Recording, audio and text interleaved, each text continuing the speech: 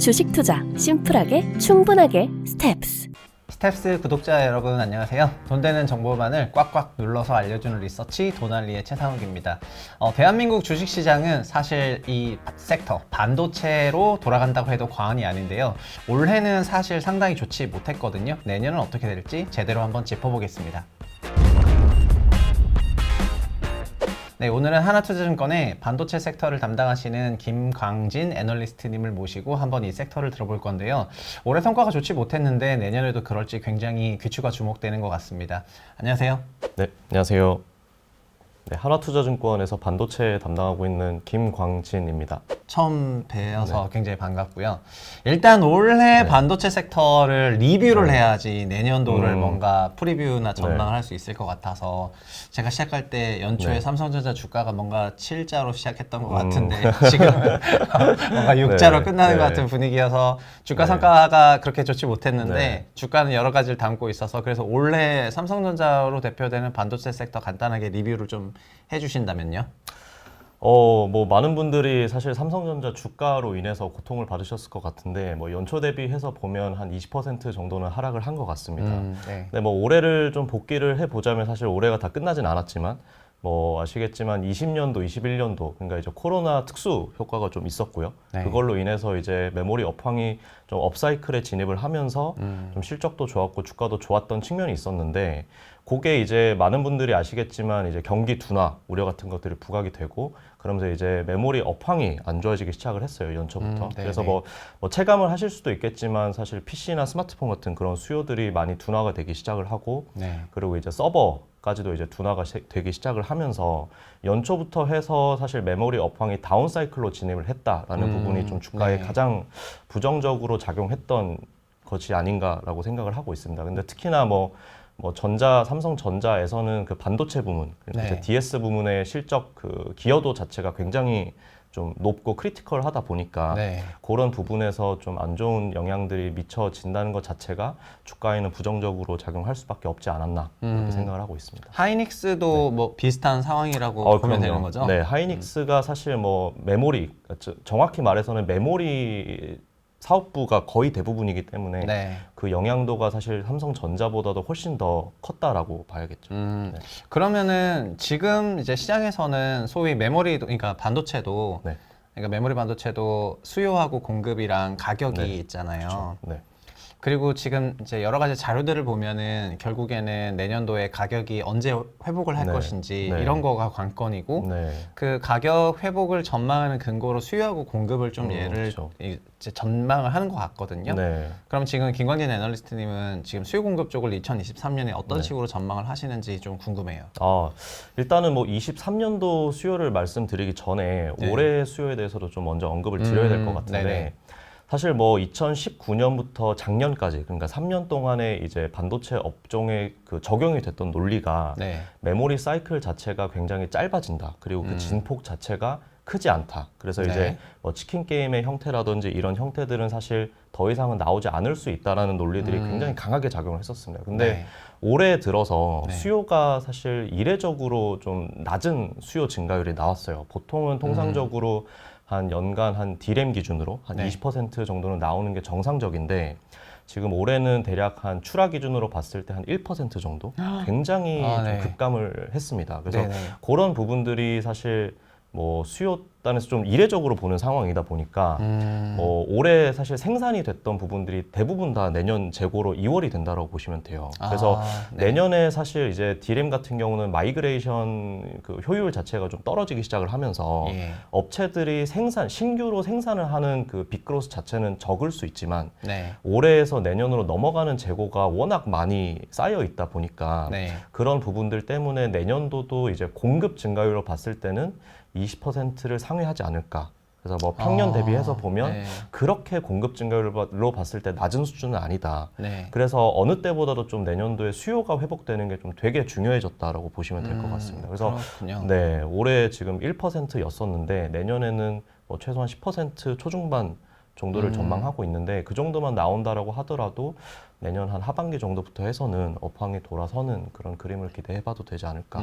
그러니까 평년의 수요는 20% 정도 회복하는데 네. 올해는 1%밖에 안 됐었기 네. 때문에 밸런스가 안 맞았는데 맞습니다. 그럼 최근에 그 네. 반도체 관련 기업들이 설비 투자를 뭐 줄인다거나 네. 이런 네, 얘기가 맞습니다. 나오는데 네. 이런 얘기들이 지금 전망치에 녹아 네. 계신 건가요?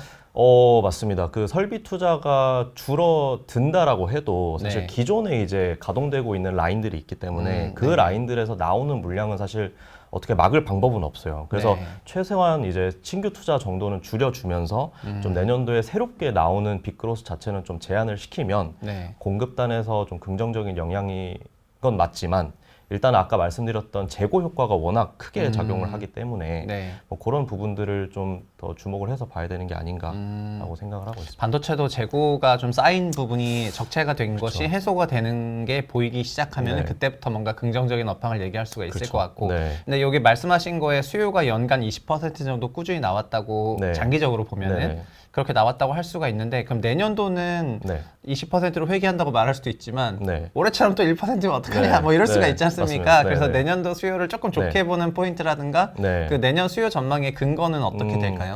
일단은 두 가지일 것 같은데 첫 번째는 올해 수요가 워낙 안 좋았으니까 네. 그런 걸로 인해서 좀 기저 효과를 좀 기대해봐도 될 것 같고요. 그래서 뭐 전체적으로 보면 한 10% 초중반 정도는 뭐 반등을 할 수 있다라고 보고 있는데 네. 일단 가장 중요한 거는 그 2분기 때 출시되는 인텔의 사파이어 레피즈가 가장 중요하지 않을까. 사파이어. 레피즈라고 사파이어 하는 레피즈가 네. 그 코드명이네요. 네, 맞습니다. 네, 서버용 CPU이고 DDR5를 채용하는 뭐 첫 번째 서버 CPU라고 보시면 될 것 같아요. 네네. 근데 이제 요게 출시가 되면 아무래도 아직까지는 그 AMD의 점유율이 서버 시장에서는 그렇게 높지 못합니다. 네네. 네, 인텔이 아직까지도 대부분의 시장을 차지하고 있고 네. 그러다 보니까 뭐 아무래도 이게 사실 뭐 오래된 이슈이긴 하거든요. 원래는 올해 출시가 되려고 했었다가 네. 내년까지도 이게 딜레이 됐던 제품인데 그래도 내년에 출시가 된다라고 하면 분명히 긍정적인 효과는 서버 시장 쪽에서 나올 수 있다라는 게 좀 중요할 것 같고 그리고 뭐 지금 시장에서 예상하기로는 한 늦어도 2분기 정도에는 네. 좀 요 사파이어 레피즈가 출시가 될 수 있지 않을까라고 예상을 하고 있는데 이게 뭐 추가적으로 더 딜레이되는 이슈는 아직까지는 없는 것 같습니다. 그래서 네. 2분기 정도부터 해서는 점진적으로 수요는 회복이 될 수 있다. 그렇지만 가격적인 측면에서는 네. 뭐 D램의 가격 측면에서는 뭐 워낙 쌓여 있는 재고들이 많다 보니까 예. 2분기 때 당장 가격이 반등을 하긴 힘들고 네. 제가 예상하는 건 한 3분기 정도 됐을 때 좀 D램 가격 반등을 좀 생각을 해봐도 되지 않을까. 그럼 지금 약간 네. 말씀하시는 거에, 그러니까 저희가 그 반도체 수요에 한 큰 골자를 네. 그 서버가 그렇죠. 확보를 하고 있잖아요. 네, 맞습니다. 근데 그 서버 단에서는 그럼 지금 DDR4 베이스로만, 그러니까 서버 단에서 약간 인텔이 어느 정도의 점유율이 있는 편인데 네. 거기서는 아직 DDR5를 그 수용할 수 있는 그런 CPU가 개발이 아직 안 된 그렇죠. 상태이고 네. 그러면 이게 DDR5로 전환하게 되면은 DDR5가 서버 쪽에 좀 뿌려지면서 맞습니다. DDR4 대비해서는 당연히 단가도 높고 이러니까 네. 그러니까 그쪽에서 수요가 좀 살아날 거 있다 이 말씀을 하신 것 같은데 네, 맞습니다. DDR5는 그 서버 쪽 말고 다른 쪽은 벌써 그러니까 CPU는 다 개발이 완료된 상태인가요? PC 쪽 CPU는 올해 사실 출시가 되긴 했어요. 출시가 네네. 되긴 했는데 레이크 어쩌고요 또 네네 그거 맞습니다. 같은데? 네. 네네. 근데 뭐 사실 침투율 자체가 그렇게 네. 많이 올라가진 못했어요. 네, 그래서 아무래도 좀 DDR5가 공격적으로 확장이 되려면 예. 사실 컨슈머 쪽보다는 예. 지금 안 그래도 뭐 PC 수요나 이런 수요 자체도 워낙 안 좋다 보니까 예. 그런 쪽들보다는 서버 쪽에 출시되는 게 굉장히 중요하지 않을까. 그래서 네. 네, 그런 부분들을 좀 기대하고 있습니다. 아 그렇군요. 그러면 네. 지금 전체적으로 보면은 DDR5 계열의 그 비중이라든가 이런 게 네. 지금 굉장히 좀 작겠네요. 많이 작습니다. 네. 아. 올해 연말 기준으로 봤을 때 한 10% 정도로 추정을 하고 있고 네. 내년도에 사실 서버 쪽이 제대로 확장이 된다라고 하면 대략 믹스 기준으로 봤을 때 한 네. 30% 정도까지는 DDR5 비중이 올라가지 않을까라고 기대를 하고 그럼 있습니다. 반대로 DDR4는 더 빠지는 거 아니에요? 가격이? 뭐 중장기적으로 보면 네. 사실 뭐 메모리 가격은 아시겠지만 뭐 중장기로는 계속해서 내려가는 그림이 네. 사실 정상적이긴 하거든요. 네. 그래서 뭐 기존에 쓰던 것들이 이제 레거시화 되고 그다음에 이제 선단 제품들이 들어오고 네네. 뭐 이런 건 당연한 스토리라서 네, 그런 부분들. 그러면 정리하면은 어쨌든 내년에 그 3분기에 서버 네. 단에서 DDR5를 수용할 수 있는 인텔의 그 소위 CPU 네. 가 개발이 된다는 부분이 수요 쪽 회복의 어떤 좀 근거인 것 같고 다른 쪽도 조금 있을까요? 그러니까 저희가 23년 수요를 조금 예상해 보고 있는데 너무 안타깝게도 네. 그 사실 서버는 약간은 그 D램을 채용하는 주요 전방 시장들 중에서 네. 경기에 좀 비탄력적인 편이에요. 그러다 보니까 어느 정도는 이제 수요가 회복이 될 거다라고 보는 건데 네네. 아시겠지만 지금 경기가 점점 안 좋아지는 국면으로 가고 있고 그러다 네. 보니까 사실 그 메인 시장이라고 할 수 있는 게 서버를 제외하면 이제 스마트폰, 그러니까 모바일 쪽하고 PC 쪽을 볼 수 있는데 네. 내년도 전망치도 그렇게 좋지는 않은 것 같습니다. 모바일과 PC. 네, 네네. 그래서 올해 대비해서 내년도도 일단은 역성장을 하는 쪽으로 보고 있어서 물론 뭐 세트당 이제 컨텐츠 그로스라고 해서 채용되는 네. 탑재량 자체는 좀 늘어날 수 있지만 기본적으로 그 출하되는 유닛 자체가 줄어드는 그림이기 때문에 사실 뭐 컨슈머 쪽에서는 뭐 기대할 만한 수요 변수는 없어 보인다 내년에. 네. 자동차나 이런 거는요? 차량용은 전장용 메모리 쪽을 굉장히 긍정적으로 보고 있긴 한데 네. 올해 기준으로 보면 아직까지는 시장의 비중이 너무 미미합니다. 한 2에서 3% 정도밖에 안 되는 시장이라서 네. 뭐 향후에 자율주행이 보급되고 뭐 한 24년, 5년이 지나가면서부터는 그 비중이 올라가겠지만 당장 내년 수요에 뭔가 긍정적인 영향을 미칠 시장은 아니다라고 보는 게 맞을 것 같아요. 지금 사실 이 삼성전자만 하더라도 그러니까 삼성전자, 네. 하이닉스 같은 그런 반도체 기업 같은 경우에는 이 반도체 산업의 어떻게 수요와 공급이 만들어내는 네. 결과물은 이제 가격이겠지만 네. 그런 수급이 만들어내는 그런 상당한 주기성을 네. 어느 정도는 좀 띄고 있는데 네, 맞습니다. 물론 서버 단이 늘어난다면 그런 네. 주기성이 좀 희석이 될 것 네. 같긴 하지만 반도체 메모리 가격 자체는 네. 좀 변동폭이 큰 편이잖아요. 네, 네, 맞습니다. 그런데 저희는 그거를 국민주로 알고 있어서 네. 그리고 장기 성장주라고 생각하니까 그냥 편안하게 10만 원 간다 이러면서 10만 전자 네. 외치면서 네. 좀 작년 재작년에 좀 샀던 것 같은데 네. 삼성전자 같은 기업을 네. 개인들이 접근할 때 그러니까는 이런 맥락 속에서 저희가 네. 기관을 대상으로는 네네. 세미나를 하시겠지만 개인들한테 어떻게 투자 팁을 주실 수 있다면은 뭐 어떤 식으로 대응을 해라 이렇게 말씀을 하실 수가 있으실지. 사실 뭐 그 이 업계에 소속되지 않은 개인들의 입장에서는 네. 뭐 메모리 가격이라든지 이런 것들을 트래킹하기도 힘들고 또 네. 예상하는 것 자체가 굉장히 어려운 일이다 보니까 저는 사실 두 가지 방식으로 좀 접근을 하시면 훨씬 편하지 않을까라고 생각을 하고 있습니다. 일단 네. 뭐 첫 번째는 일단 메모리 가격은 결국에는 이제 수요에 의해서 결정되는 부분이거든요. 네. 그러니까 이제 사실 수요를 확인하는 게 굉장히 중요한데 그 수요는 사실 뭐 우리가 체감할 수 있는 실물 경기를 통해서도 굉장히 뭐 쉽게 느껴지실 것 같아요. 네. 뭐 PC나 뭐 스마트폰 같은 것들을 우리가 뭐 교체 주기가 뭐 길어진다든지 네. 뭐 이런 식으로 뭐 주변에서도 사실 뭐 수요가 줄어드는 모습들이 좀 체감하실 수 있을 것 같은데 네. 그런 부분들이 사실 선행이 돼서 그 메모리 수요에 영향을 미치고 네. 이제 메모리 가격까지도 이제 연결이 되는 메커니즘이라서 일단은 그 수요 그러니까 이제 경기를 확인할 수 있는 그런 지표들을 먼저 보시면 네. 좀 더 매매를 하시기에 편안하지 않을까. 그래서 뭐 경기 선행 지표라든지 경기가 구조적으로 좀 좋아지는 그런 지표들을 먼저 확인을 하시면 좋을 것 같고요. 네. 그리고 두 번째 뭐 삼성전자나 하이닉스의 이제 주가의 바닥을 잡는다라고 하면 네. 그 통상적으로 봤을 때 과거 10년 동안의 주가를 펼쳐놓고 보면 삼성전자는 PBR 기준으로 그러니까 12개월 포워드로 봤을 네. 때 그 PBR 1배 그리고 하이닉스 같은 경우는 0.7배가 최저 바닥이었다고 보시면 돼요. 네네. 그래서 그 근처까지 근접을 한다라고 하면 어느 정도 좀 시장에 안 좋은 부분들은 어느 정도 주가에 반영이 됐다라고 인식을 해야 되고 주가가 뭐 반등을 할 수 있는 가능성이 높은 구간이라고 봐야겠죠. 그래서 네네. 그런 부분들을 참고해 주시면 좋을 것 같습니다. 지금 엄청나게 좋은 팁을 얘기해 주셔가지고 제가 한 몇 년 동안 삼성전자 얘기하셨지만 밸류에이션이랑 타이밍 같이 네. 얘기해 주신 분이 별로 없었고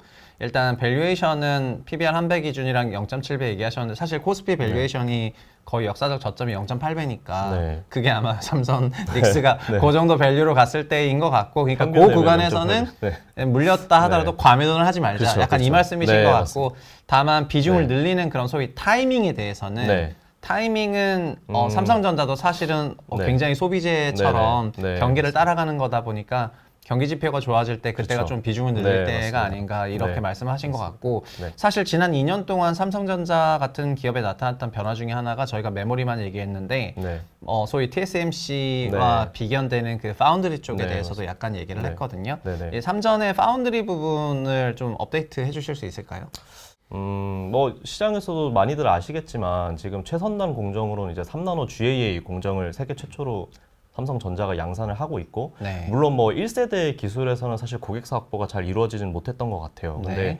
지금 2세대 기술을 잘 준비를 하고 있는 걸로 알고 있고 그게 양산 시점이 24년도부터인데 당장 이제 내후년부터잖아요. 네. 근데 이제 뭐 언급은 할 수 없지만 대형 고객사를 미리 확보를 했다라는 소식들이 들리고 있고 어제는 또 기사화도 됐었던 걸로 알고 네. 있는데 네. 네, 그런 부분들이 뭐 가시화 된다라고 하면 사실 뭐 퀄컴이나 이런 고객사들이 TSMC 쪽으로 이탈을 하는 모습들이 나오면서 사실 삼성전자 파운드리에도 뭐 의구심도 생기고 네. 많이 뭐 이게 한계점이 보이는 게 아닌가라는 그런 인식들도 최근에는 좀 생겼던 것 같은데 네. 그런 인식들이 좀 바뀔 수 있는 계기가 되지 않을까라고 생각을 하고 있습니다. 그리고 네. 최근에 이제 삼성전자 파운드리 쪽에서 그 체크가 되는 주요한 변화 사항 중에 하나가 그 전장 쪽을 좀 주목을 해서 보고 있는 것 같아요. 물론 아시겠지만 뭐 테슬라 쪽도 그 삼성전자 쪽에 전자 파운드리 쪽에서 지금 대응을 하고 있는 상황이고 네. 그 테슬라를 필두로 해서 향후에 이제 자율주행까지 갔을 때 그 결국엔 또 그 안에서도 그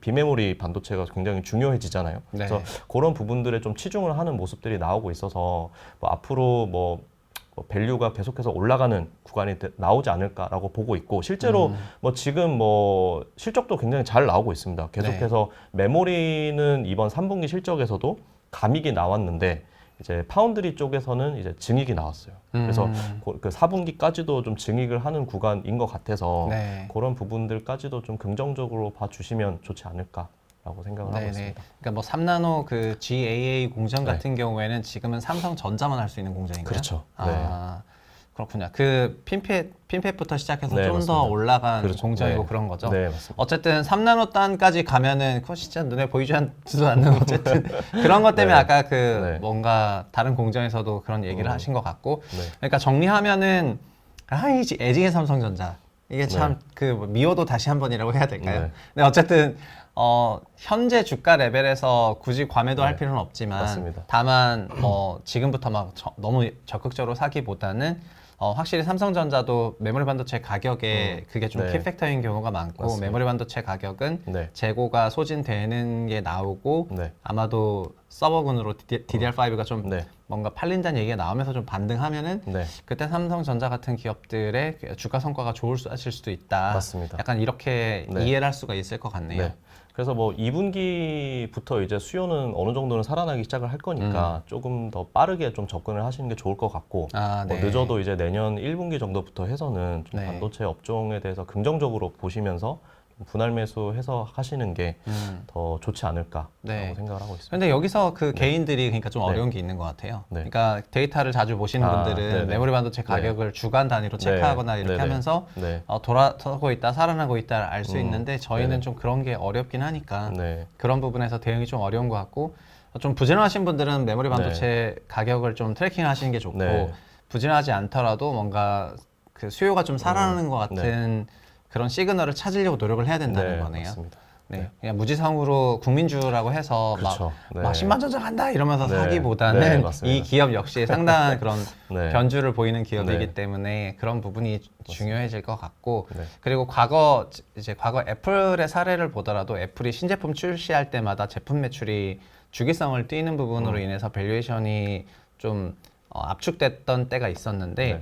그 앱스토어 같은 그 서비스 매출이랑 이익 비중이 엄청나게 장기 성장하게 되면서 그게 골든 크로스가 나왔을 때 애플 멀티플이 점프를 하더라고요. 네. 그래서 아마 삼성전자도 지금은 그 주기성이 있지만 이런 게 점점 희석이 될 때 네. 그때 밸류에이션 점프가 있지 않을까 하는 그런 네. 기대감을 좀 가져보겠습니다. 맞습니까? 네, 맞습니다. 예, 훌륭합니다. 네, 어쨌든 오늘 이렇게 네. 그 너무 좋은 네. 말씀 해주셔서 감사하고 특히 이런 메모리 반도체 기업의 밸류에이션하고 네.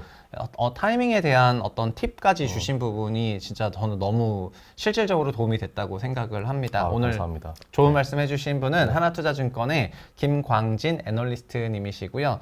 얘기를 나눠보니까 너무 달변 가시고 확실히 여러 가지 개인 투자자를 위한 그런 팁들도 많으신 것 같습니다. 오늘 감사합니다. 나와주셔서 감사하고요. 저희 같이 이제 인사하고 끝내도록 하겠습니다. 네. 감사합니다. 감사합니다.